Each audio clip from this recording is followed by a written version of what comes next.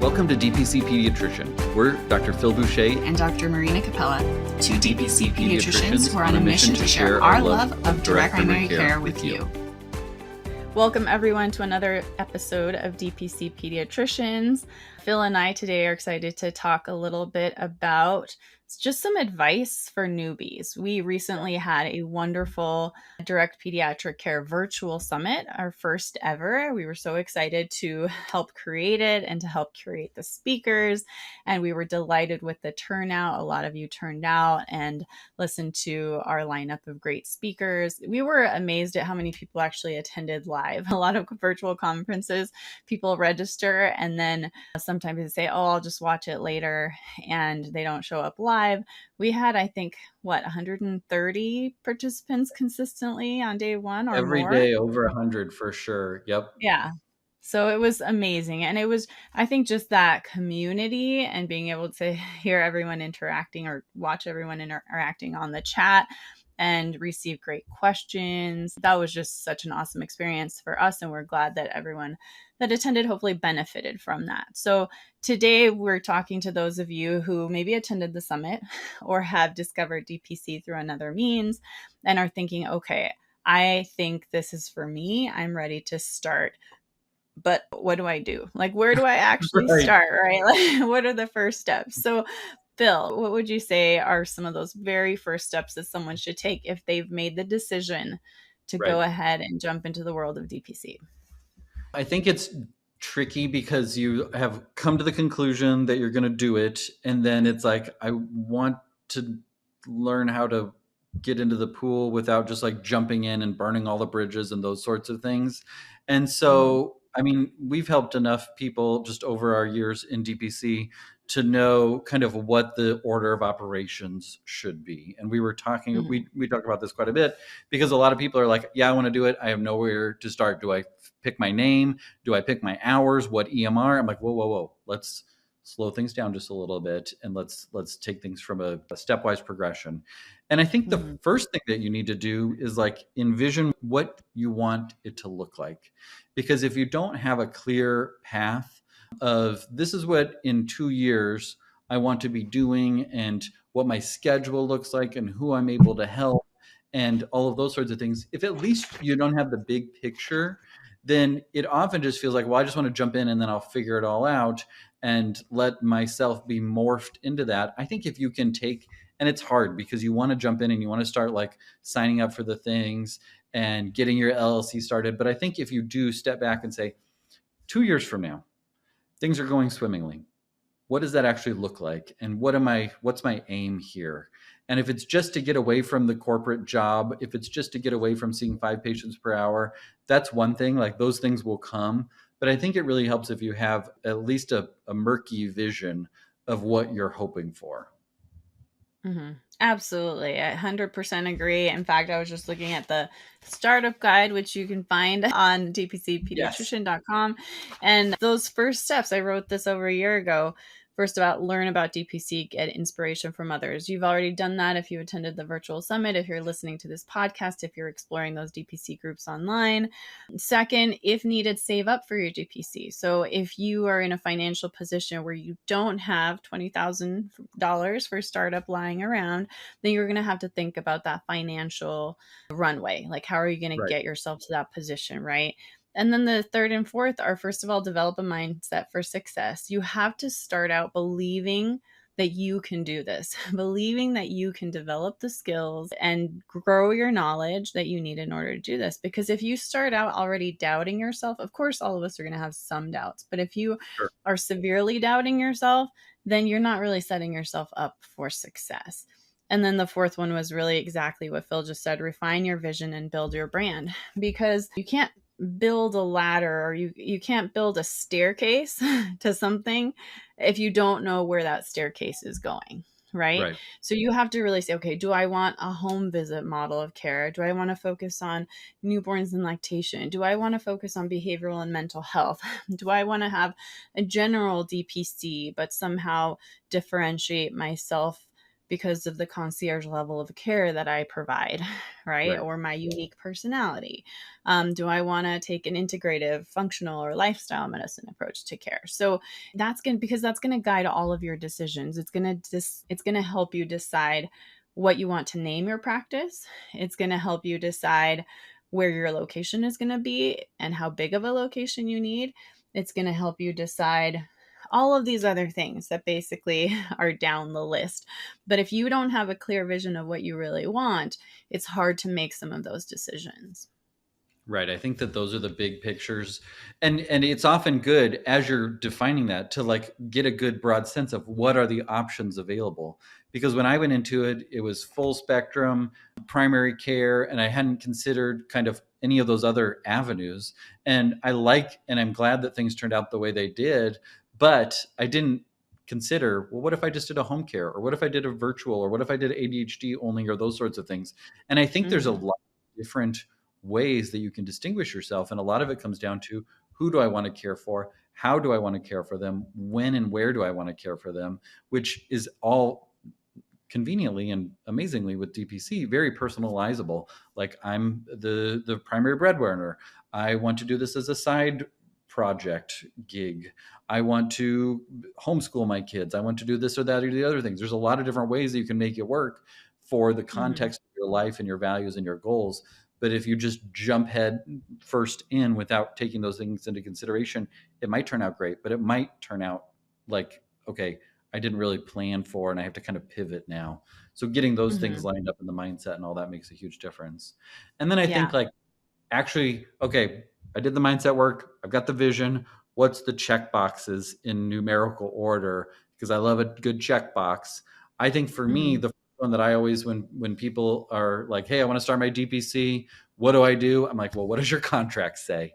Because a lot of physicians came from corporate, came from academia, came from a large private practice, and it was their first job, and they were so excited that they put a contract out in front of them, and they signed it and they filed it. And that's fine if you're going to stay there and be happy there, to just have the contract on a shelf somewhere. But when you're saying, okay, I'm going to make a pivot, I need to know what my contract says. And so I always try to tell people, like, very, very early on, get a copy of your contract. Because if you don't have one, which most people don't, because the digital age, it's like, yeah, it's somewhere, it's online, it's in a DocuSign email somewhere. You can say, hey, I'm updating my stuff for my will, and our attorney needs copies of our contracts. Can you shoot me over a copy of my contract? So that you have a copy of your contract before the red flags go up of, hey, he or she is leaving. Let's see what the contract says so we can really stick it to them. You want to be in the driver's seat of knowing what's in your contract. So getting a copy of your signed contract is critical, so that, and you can work through either through yourself, just reading it, through ChatGPT. Hey, where are my risks and exposures here? Or having an attorney look at it to say, here's what is going to happen when you put in your notice, and here's what's going to happen on your last day, and here's what's going to happen. Like, knowing those things gives you the peace of mind, and also the map of what it's going to look like when you leave. If you can take your patients with you, if you can take your nurse or your staff with you, if you can tell your patients where you're going, if there's a non-compete clause, if there's a radius or a time limit that you can't practice within a certain boundary, like all those things are in your contract, whether you would or not, or you never thought you would leave and now you're leaving, figuring out all of those different things, then you can create your plays within those bounds. And I think one of the things that gets passed around frequently as well, there's non-competes have been outlawed. Not really. I mean, in some states you can't have a non-compete clause, but there's so many carve-outs that just having seen a headline that says, yeah, non-competes aren't a thing anymore because IBM doesn't want their computer programmers to be competing in blah, blah, blah, blah, blah. That doesn't mean that just because you saw the headline that non-competes don't apply in your state, that means that it applies to you. And so get your contract and then talk with an attorney if you're not 100% sure. Absolutely. I didn't personally have to deal with that. Thankfully, I was working in urgent care, which those contracts just tend to be more flexible because by nature of it, a lot of people are working urgent care as sort of a moonlighting gig or something like that. And so I had already changed my contract from 80% FTE to PR. And so I knew that my PRN contract did not have any limitations on what I could do, which was great. But I've heard so many stories from colleagues in the DPC community of things getting really ugly. My colleague, one of them, my colleagues that shares the building with me, she's a family medicine DPC, and she left a private practice in the community that had something like 20 different partners. And she had been a partner for 15 years there. She really thought that that was going to be her long-term gig. She kind of saw the writing on the wall. The financials of the practice were going down and down. And so she ended up making the hard, very difficult decision to leave. And without divulging too many details, things got ugly, right? And uglier than she would have anticipated. And I think that I hear that story just so often.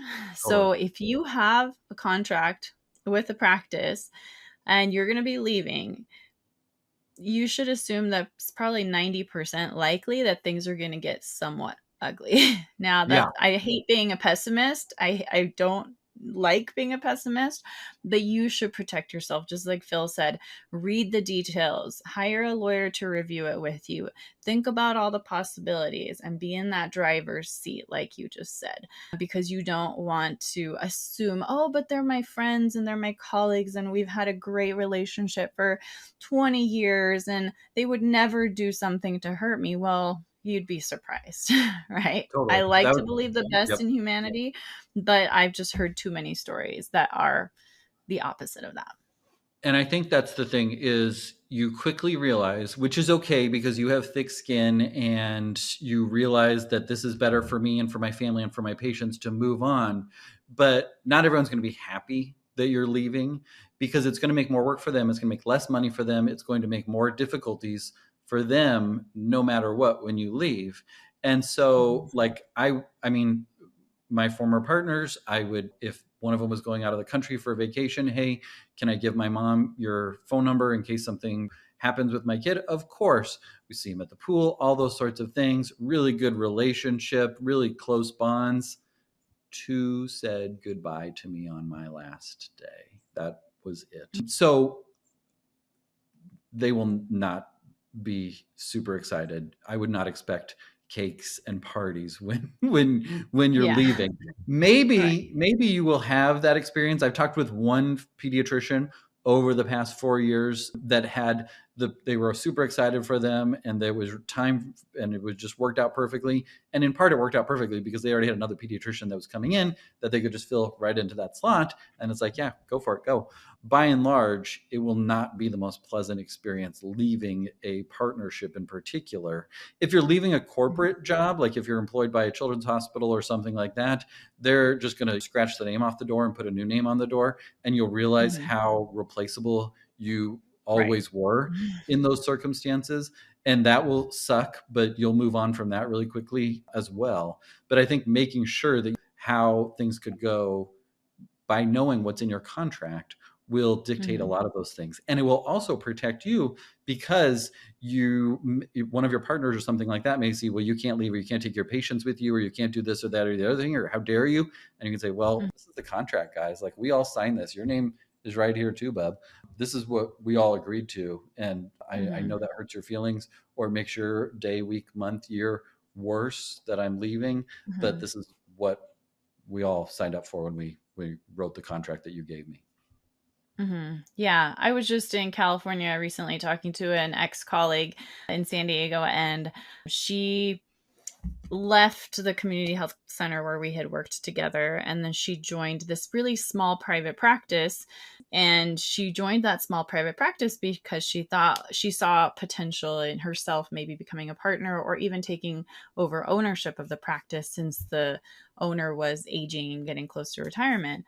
Well, it turns out that after a year of being there and enjoying it, the owner decided to retire and sell the practice to this large sort of, it's called CPCMG. It's this big sort of pediatric clinic conglomerate in the San Diego area. And so she found herself being kind of like taken into this huge organization that had a lot more rules. And she had been working, I think, just a couple of days a month in a side gig. And when they took over, they saw that and they said, you can't do that anymore. We own you. And I really hate that attitude of these larger organizations of like, we own you, you can't do anything. So she's been considering DPC, and we were talking about the possibilities, and unfortunately her contract is just so strict that she can't even begin opening, even though she works part-time. Wow. And ideally she could overlap the contract, and just the administration of that organization is too strict about that. So it's just think about it, look at your unique situation, because there's so many different possibilities, and you really want to know how you can make the transition safely and as seamlessly as possible with as little drama as possible as well.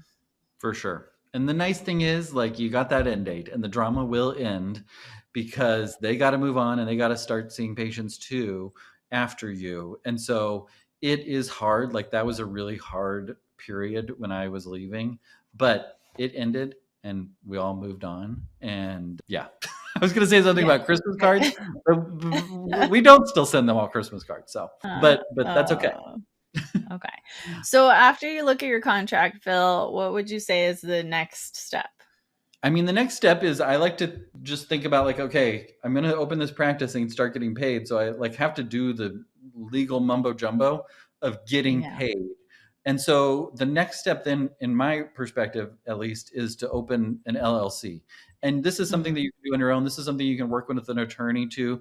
I mean, ChatGPT can give you a lot of the short and long of how to open an LLC and all the ins and outs of that. But in the big picture, you need a business entity that can get you the money that you take in so that you can actually like bill patients, get paid, have it show up in your bank account, buy groceries, and those sorts of things. And so get your contract, open an LLC. Marina, help me think about what we need to know when it comes to like the name. Do you have to name it after, like, do you have to pick the name first and foremost? Can you kind of have like a doing business as sort of thing? Like, what would be your advice? Yeah. I would say think at least somewhat carefully about what you want to name it, because changing the name later becomes painful. Yeah. But if you end up choosing a name in the beginning and later you want to operate as something else, you can always use what's called a doing business as name. So if my business was Capella Medical, whatever. And I was like, oh, I don't like that name. After I opened, I decided I wanted to do integrative, and I didn't know that in the beginning. So now I want to do business as Healing Arts Pediatrics. I can do that, right? Or what if I were to actually decide I want to start seeing adults, because I have this integrative medicine training and I learned a lot about adult medicine.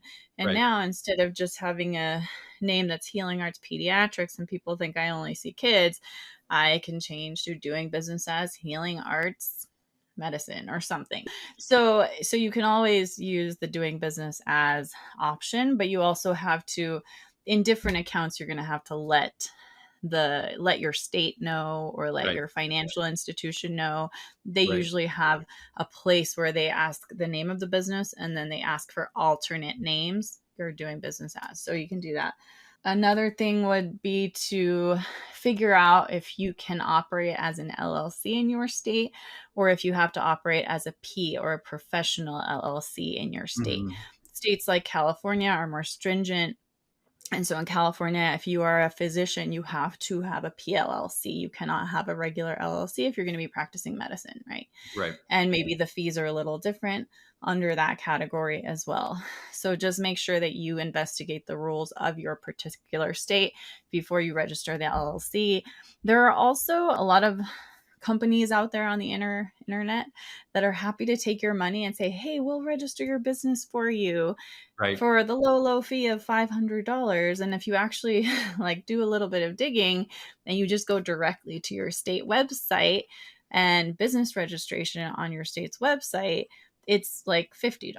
So don't fall for those schemes. Companies that are happy to take your money to file paperwork, and Right. essentially you end up inputting the same information in that system as you would have had to input into your state system. So Right. please don't waste your money. You don't have to waste your money. It's so easy to do it generally through your state's business registration website. Yeah, it's something that seems hard, so why don't I just pay somebody else to do it? And then that's how they make their money, is they do that for a lot of people, where they're basically just plugging in the information that you've Yeah. given them and then charging you 10 times as much. So Yeah, it makes and almost I'll also add that you have to register your LLC, but you also have to get what's called a federal employee identification number, and yeah. that's also really easy to do through some federal website. I don't remember exactly what it is, but just Google FEIN registration. Super easy, takes a couple of minutes. You get your FEIN number, and that becomes part of your like overall business registration. And the reason that you need this so early in the process is so that you can buy stuff. Like if you're going to Yeah. open a business credit card, if you're going to Yes. open a business checking account at your local bank or a national bank or something like that, like they're going to need those documents. And so you say, "Yep, I do have a business set up. Here's from the state, not state attorney, the whatever state office or whatever." Like you get those documents that then you can say, "Yep, I'd like to open a business bank account," and those then Yep. allow you to start doing all the other steps that cost money, to get your Mhm. EMR, to get your payment platform, to find your space. All of those things come from, okay, I have a business credit card that I can charge that on. I have a business banking account. I have an address. All of those sorts of things flow from that information. So I think those, get your contract, open your LLC, and then I think really it's like find the resources and create a timeline. So Mhm. resources wise, the Facebook groups are really helpful. The DPC pediatrician content, the guide, the courses that are on a bunch of the different kind of very specific topics, whether it's SEO or website or social media or bookkeeping or all those different things. And then creating the timeline of like, here's when I want to open. Okay, I need to work back. I'm going to open in 6 months. So I need to work back and I need to let my office, my current practice know on this day that I'm leaving, so that 3 months from then I can be done and then open when I want to in the future thereafter. It's kind of like crafting that timeline of the order of operations. And Mhm. I have still have the Monday board that I used when I left my old practice, and it was broken down by months. Like, okay, I'm opening on January 1st. So here's what I need to do in December. Here's what I do in November and October and August. Marina is looking at me like, I can't believe Phil did plan that well. And had all those things planned out. Maybe in a past life I was better at planning than I That am might now. be a little bit of projection, but that's okay. But I did. I had, and maybe some of it was retrospectively too. Like, yeah, I did that in July. And now that it's Mhm. August, I can check the list of the things and write the things that I already did. But that helps you to then know, okay, here's the what I need to do each month to prepare, because you'll also have your full-time job or whatever else you're doing and your family and those sorts of things. So then you can kind of divide Mhm. it up and be like, I don't have to figure out an EMR for 3 more months still. So I'm going to Yep. put that one down on the list and just kind of like passively absorb information about what EMRs people are using, knowing that that's something that I'll do in July rather than right now. Absolutely. Yeah. And that's where I'll put another plug in for the Yes, startup guide. please. 27 steps. So the checklist is already beautifully laid out there for you. I might be revising it a little bit. There are one or two steps that I might be adding in there. But if you want a checklist, that's a great way to start. And that way you can really do what Phil said. You can give yourself kind of a timeline. Also, give yourself a little bit of grace and flexibility, because sometimes things take longer than you think they will. Like sometimes getting the business license is a little bit more painful depending on your city and when they meet and when they approve Right. those licenses and all that stuff. So give yourself a little bit of flexibility. It's okay if it doesn't work out exactly as you planned. That is part of the adventure of entrepreneurship, is that there are things that are unanticipated and surprises, and you Right. have to be able to be flexible and kind of like just ride the waves of entrepreneurship sometimes. So, Well, and I think the very last point, too, going back to the contract that we talked about earlier, is when you have your timeline, then you'll know what could happen if, when you announce your departure time, they try and pull a fast one and say, actually, we just want to let you go today, or something like that. Like, you'll know then, okay, my timeline has to change, or no, they can't just actually fire me without cause because I said I'm going to resign. Those are all things that when you have your contract, it helps you to be able to make that timeline and make it a realistic timeline with enough room and wiggle for pivoting as things come up and things take longer, things don't take long, or the timeline changes. Absolutely. This has been another fantastic episode, in my opinion, because I think it really laid out for us exactly what you need to do if you're saying, okay, I'm going to do it. I don't know where to start, but I'm going to do it. Start here, get the DPC Pediatrician Startup Guide, join the groups. Everybody will be so excited to help you along on this awesome journey.